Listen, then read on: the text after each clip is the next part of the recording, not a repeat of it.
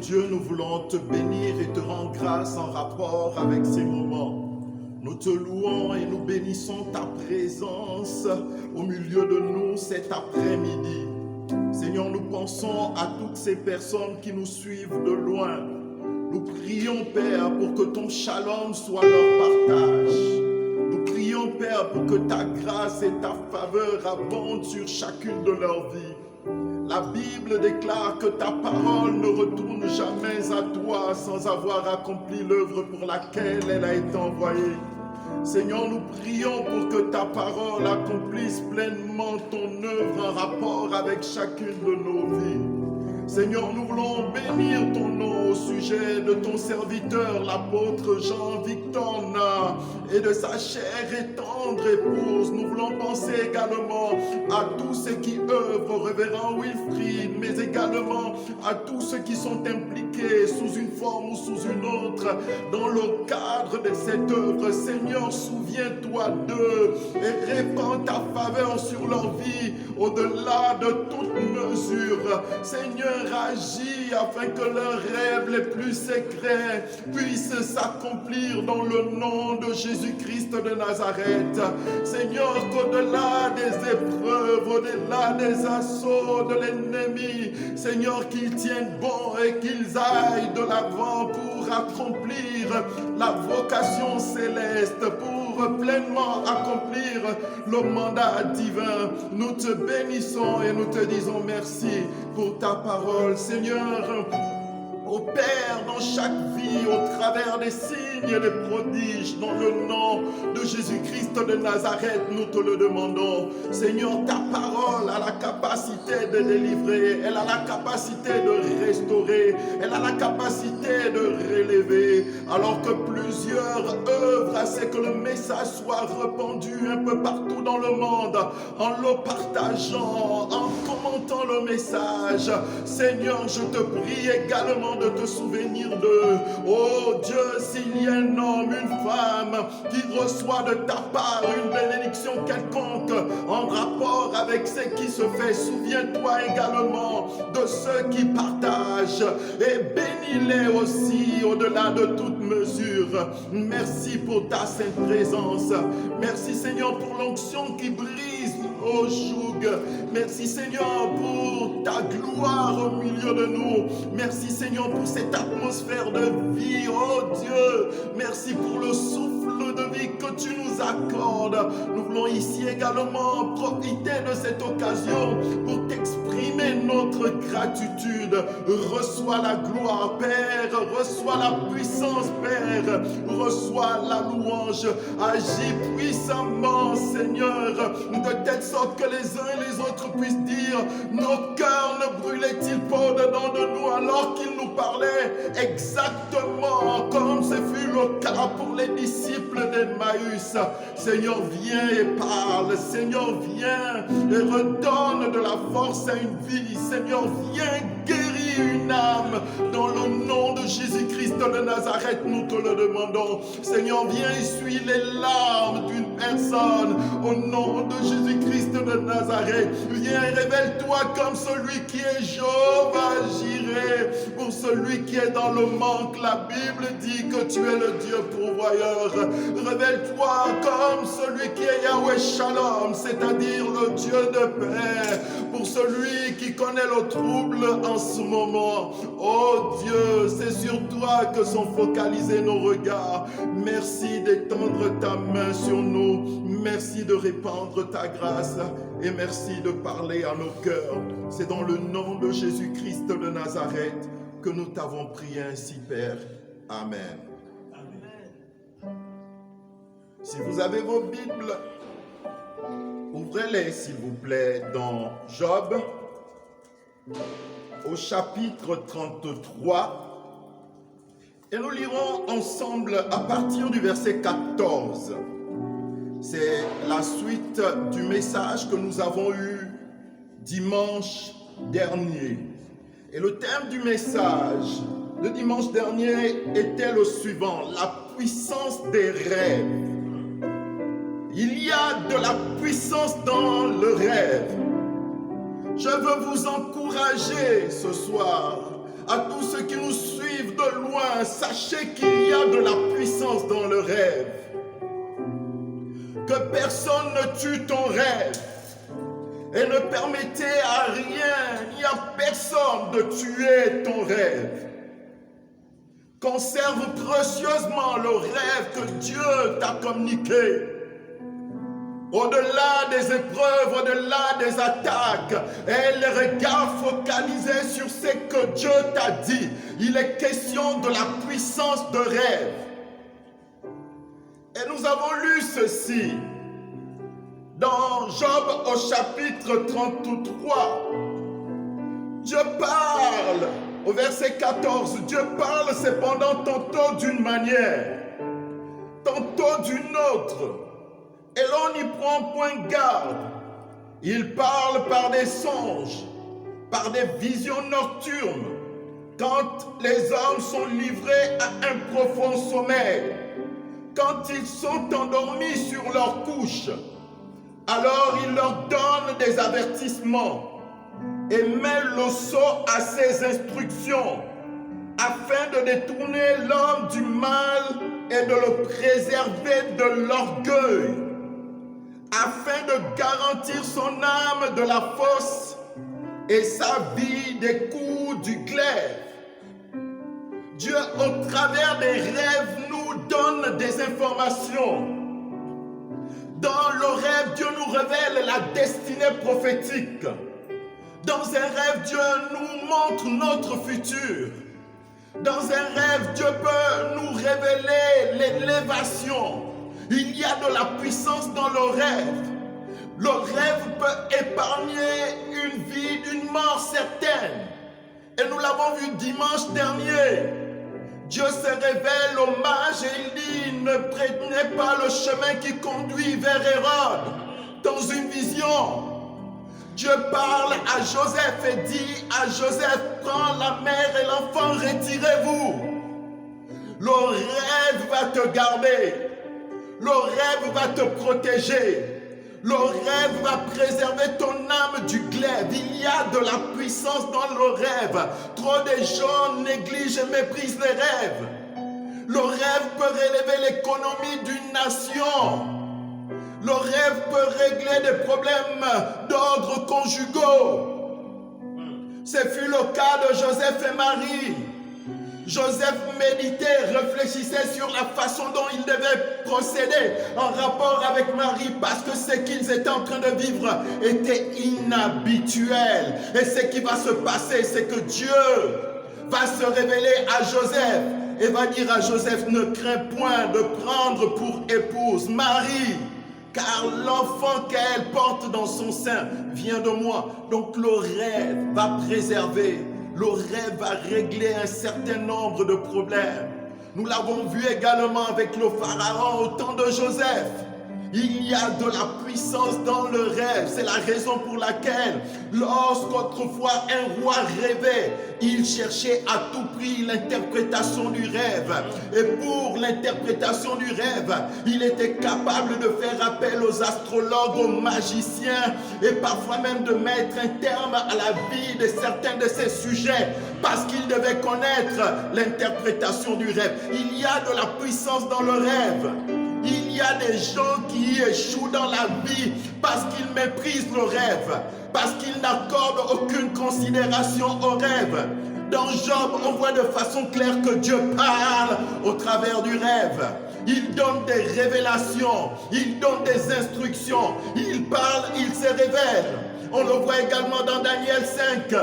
Lorsqu'on a besoin de l'interprétation des écrits qui apparaissent sur la muraille, on fait appel à qui? On fait appel à Daniel. Bien-aimé, le rêve va te permettre de résoudre des énigmes. Le rêve va te propulser. Le rêve va t'élever. Le rêve va booster ta foi. Le rêve va te conduire là où ton intelligence et tes pieds, tes mains ne peuvent te conduire. Il y a de la puissance dans le rêve. Apprenez à considérer les rêves. Apprenez à garder précieusement les rêves à l'intérieur de vous. Que personne ne tue ton rêve. Que personne personne ne tue ton rêve, que rien ne tue ton rêve, que rien ne tue ton rêve, ne permet à rien ni à personne de tuer le rêve que Dieu a fait naître dans ton cœur. Il y a de la puissance dans le rêve. Le rêve va te protéger. Recherchez également l'interprétation des rêves, parce que lorsque tu es un interprète des rêves, cela peut te conduire à la royauté. Cela peut te conduire et t'introduire dans une atmosphère de gloire. C'était le cas pour Daniel. C'était le cas pour Joseph. Tu peux à prison à la gloire à cause de l'interprétation du rêve. Mais souvent, lorsqu'on aborde la question au sujet de la puissance du rêve, il y a une séquence dont on ne fait pas toujours mention. Et Dieu est celui qui, parfois, lorsqu'il te donne un rêve, garde le mystère au sujet d'un certain nombre de choses en rapport avec l'accomplissement du rêve. Et pour aujourd'hui, je vais aborder la question de l'épreuve au sein du rêve. Pourquoi l'épreuve? Alors que Dieu m'a dit en début d'année que j'allais expérimenter la manifestation de la gloire de Dieu. Mais qu'est-ce qui se passe en rapport avec ce que Dieu m'a dit? Dieu m'a donné un rêve, mais pourquoi est-ce que je vis ceci? Et pourquoi est-ce que je vis cela? Pourquoi est-ce que ce que j'expérimente est en contradiction avec ce que Dieu m'a dit? Nous parlons cet après-midi de l'épreuve au cœur même du rêve. C'est quoi le but de l'épreuve dans le cadre de l'accomplissement du rêve que Dieu t'a donné? Pourquoi l'épreuve? Pourquoi ce chemin difficile où tu te retrouves à pleurer de toutes tes larmes? Tu as le sentiment que tu es seul dans la vie. Tu as l'impression que personne ne te comprend. Pourquoi l'épreuve au cœur du rêve? Est-ce que Dieu peut se tromper? Non. Est-ce que Dieu peut mentir? Non. Est-ce que Dieu peut se renier? Non. Mais pourquoi ce que je vis est en contradiction en rapport avec le rêve qu'il m'a donné? Et parfois certains abandonnent au cœur de l'épreuve et oublient ce que Dieu leur a dit en rapport avec le rêve. Pourquoi ce chemin douloureux? Pourquoi ces pleurs? Pourquoi ces larmes? Pourquoi cette animosité?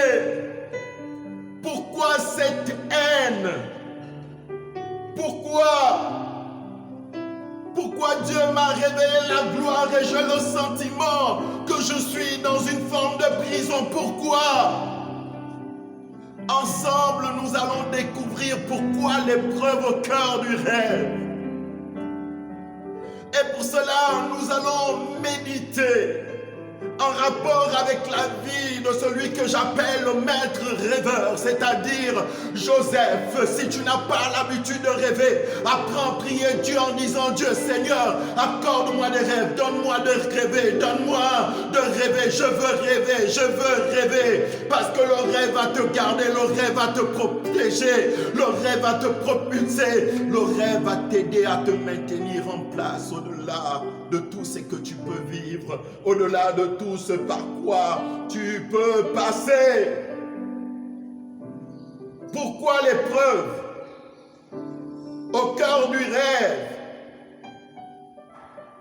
Pourquoi est-ce que je n'expérimente pas l'élévation dont m'a parlé Dieu dans mon rêve?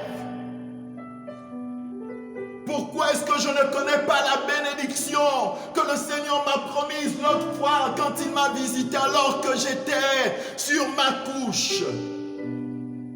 Oh, Job a dû se poser toutes ces questions. Et c'est peut-être la raison pour laquelle Dieu se révèle à lui en disant Dieu parle tantôt d'une manière, tantôt d'une autre. Il met un sceau sur ses instructions. C'est que sa bouche dit, sa main a la capacité de l'accomplir. Aucune parole des Saintes Écritures n'est mensongère. Aucune promesse n'est faillible. Toutes les promesses contenues dans les Saintes Écritures sont infaillibles, Sur Christ, le roc solide, je me tiens. Parce que tout autre terrain n'est que sable mouvant. Sa parole est vivante, efficace, plus tranchante qu'une épée à double tranchant. Ses parents, jointure et moelle. Elle juge les sentiments et les pensées du cœur. Nulle créature n'est cachée devant elle, mais tout est à découvert aux yeux de celui à qui nous devons rendre des comptes. Hébreux 4, verset 12. Il y a de la vertu dans la parole. Deviens un homme qui se nourrit de la parole, car il est dit, l'homme ne vivra pas seulement de pain, mais de toute parole qui sort de la bouche de Dieu. Ses promesses sont infaillibles. Quoi qu'il promet, il a la capacité de le réaliser. Alors s'il t'a fait une promesse, crois seulement, tout est possible à celui qui croit. Si celui qui croit s'accorde avec celui à qui rien n'est impossible, il y aura une atmosphère de miracle, il y aura une atmosphère de gloire. Là où vous êtes, depuis vos lieux d'habitation, vous pouvez expérimenter la puissance de Dieu, la manifestation de la puissance de Dieu.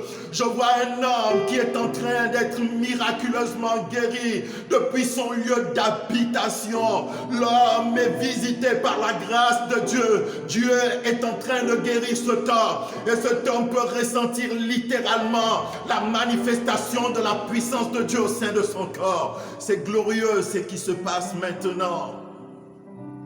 Dieu est capable. Dieu est capable.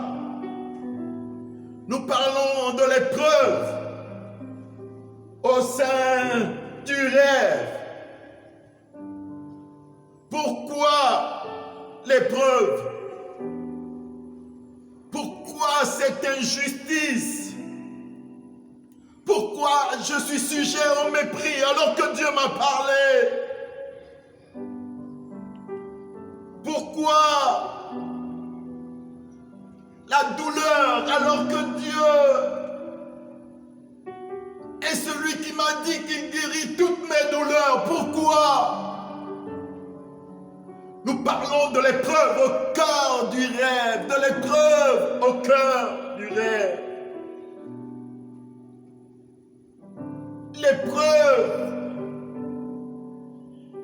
est comme un ascenseur à l'intérieur duquel on se trouve avec la possibilité d'actionner sur le bouton poussoir et d'être conduit vers le haut, et aussi la possibilité d'actionner le bouton poussoir et être conduit vers le bas.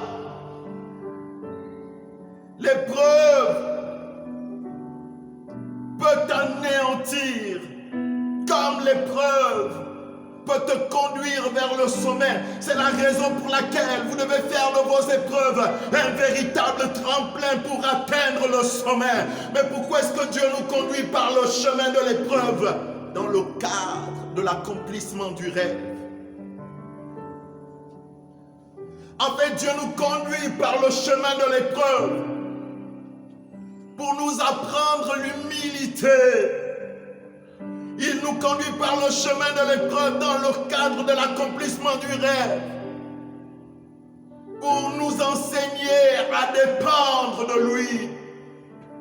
Parce qu'il y a trop de personnes, lorsqu'elles connaissent l'élévation, elles oublient Dieu, elles oublient même les personnes avec lesquelles elles ont marché, elles oublient ceux de leur parenté, elles oublient tout, elles oublient tout, elles oublient tout, elles oublient tout. Alors Dieu nous conduit par le chemin de l'épreuve pour nous enseigner l'humilité et pour nous apprendre à comprendre que peu importe l'élévation qu'il va nous accorder, nous devons être humbles, nous devons être humbles, nous devons être humbles et nous devons sans cesse être chargés d'amour, être reconnaissants vis-à-vis des différentes personnes que Dieu a mis sur notre chemin, mais aussi vis-à-vis de Dieu lui-même, parce qu'il est l'auteur de nos grâces. Et quand un homme a connu l'humilité, il comprend celui qui passe par l'épreuve, parce que lui-même, il est passé par l'épreuve, et aucune racine d'amertume, d'orgueil ne peut demeurer en lui, parce que lui-même, il est passé par ce chemin-là.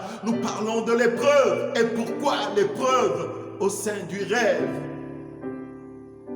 N'abandonne pas ton rêve à cause de l'épreuve. N'abandonne pas ton rêve à cause des difficultés que tu rencontres à cette heure. Ne laisse pas tomber le rêve parce que tout semble obscur autour de toi. N'abandonne pas ton rêve. Ne perds pas de vue ce que Dieu t'a dit et les regards focalisés sur la parole de Dieu. Ne regarde pas au vent contraire, ne regarde pas la tempête, mais regarde à celui qui est capable de parler à la tempête et elle se calme. Regarde à celui dont la voix a créé tout ce qui existe dans l'univers entier. Regarde à Dieu, regarde à Dieu, regarde à ton Créateur. Apprends à dépendre à Dieu. Que ta confiance en Dieu soit infaillible. Peu importe ce que tu vis, il a promis, alors il a la capacité de réaliser ce qu'il a promis. Il accomplira certainement sa promesse. Si vous avez vos Bibles, ouvrez-les s'il vous plaît, dans Genèse, au chapitre 37. Et ensemble, pendant quelques minutes encore, nous allons étudier un tout petit peu la vie de Joseph, le maître rêveur. Genèse chapitre 37, à partir du verset 5.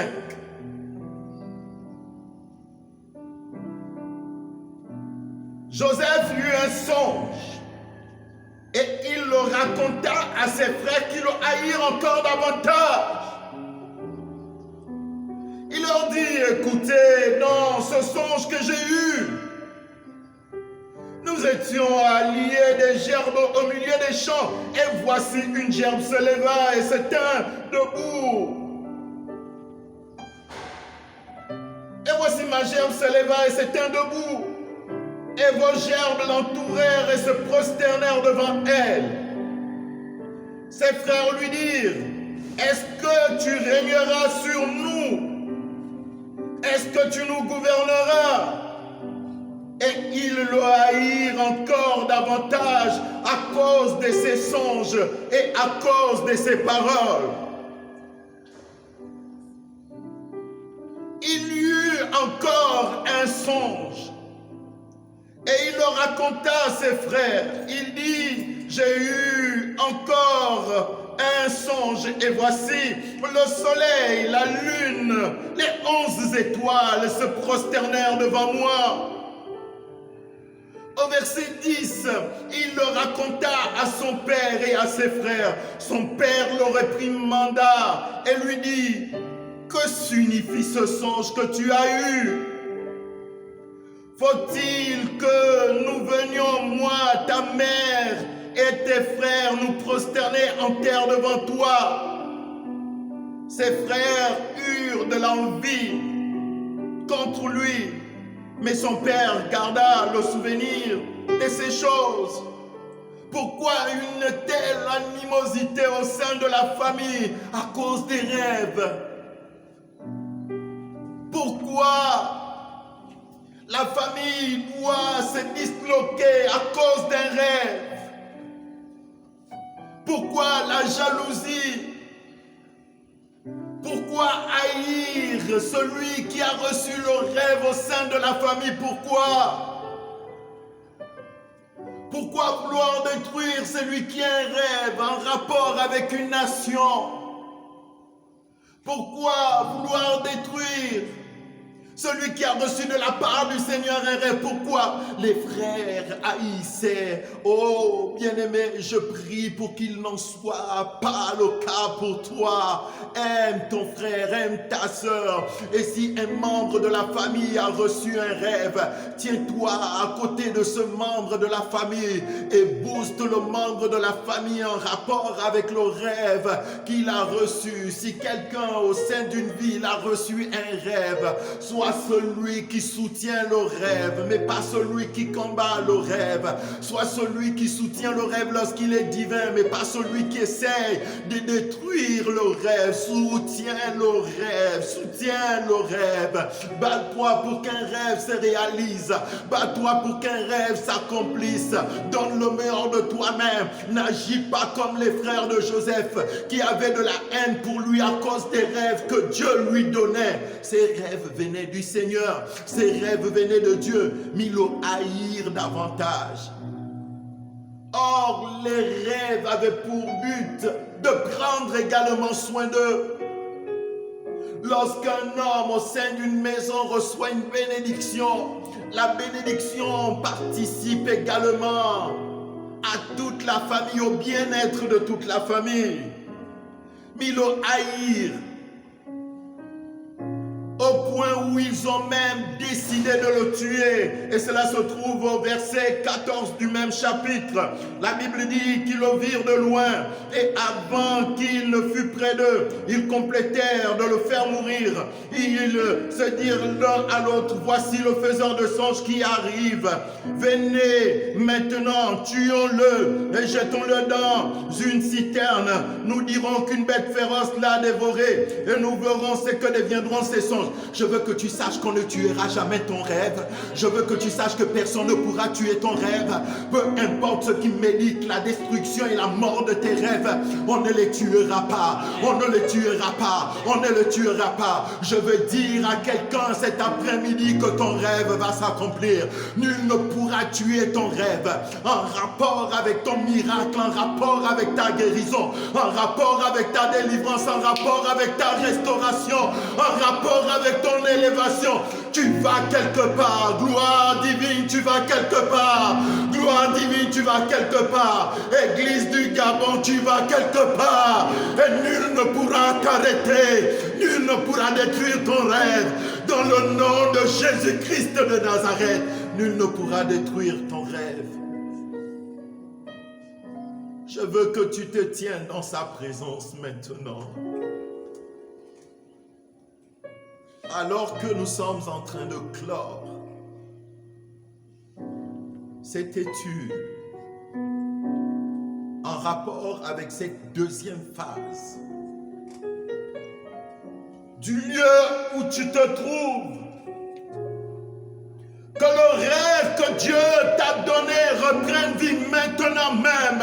Il y a une femme qui a reçu un rêve de la part du Seigneur et le rêve revient dans ton souvenir maintenant même. Au nom de Jésus, Dieu te donne la force nécessaire pour tenir bon au cœur de l'épreuve. Il y a des personnes qui avaient complètement oublié leur rêve. Dieu ramène à ton souvenir le rêve qu'il t'a donné parce que l'heure de l'accomplissement du rêve a sonné. Ton rêve s'accomplira. Ton rêve s'accomplira. Le don que Dieu t'a donné alors que tu pensais que Dieu te l'avait retiré. Non, Dieu ne se répand pas de ses dons et de ses appels. Tu témoigneras de Dieu, tu prêcheras l'évangile, tu annonceras le message de l'évangile parce que c'est la raison pour laquelle tu es né. Tu t'es parfois posé la question de savoir ce qui s'est passé alors que tu étais au cœur de l'épreuve et que tu pensais que tout était fini pour toi. Mais une main surnaturelle t'a relevé, t'a pris de là où tu es et t'a relevé. Cette main t'a relevé dans un but afin que tu accomplisses pleinement ton mandat divin. À ta destinée est attachée la destinée d'un grand nombre. Tu accompliras ta mission. L'ennemi ne peut rien contre toi tant que Dieu n'a pas dit son dernier mot, tant que Dieu n'a pas fini avec toi. Ton rêve s'accomplira. Je te dis, arrête de pleurer, essuie tes larmes. Il prend sa main chargée d'amour et il pose sa main sur ton visage. Il essuie chacune de tes larmes et il te dit, fortifie-toi et encourage mon enfant. Je viens à ton secours, tu ne mourras pas, tu vivras et tu raconteras mes merveilles, mes hauts faits, parce que je vais me servir de toi et à plusieurs je ferai voir ma gloire au travers de toi. Relève-toi, je me tiens à tes côtés comme je me suis tenu aux côtés de Gédéon. Je me tiens à tes côtés comme je me suis tenu aux côtés de Shadrach, Meshach et Abednego dans la fournaise ardente. Je suis avec toi comme j'étais avec Daniel dans la fosse au lion. Je suis avec toi, je ne te délaisse pas, je ne t'abandonne pas, je suis avec toi. Seigneur, bénis chaque cœur. Seigneur, relève. Seigneur, fortifie. Seigneur, guéris. Seigneur, je te prie de guérir un cœur. Seigneur, mets un témoignage dans une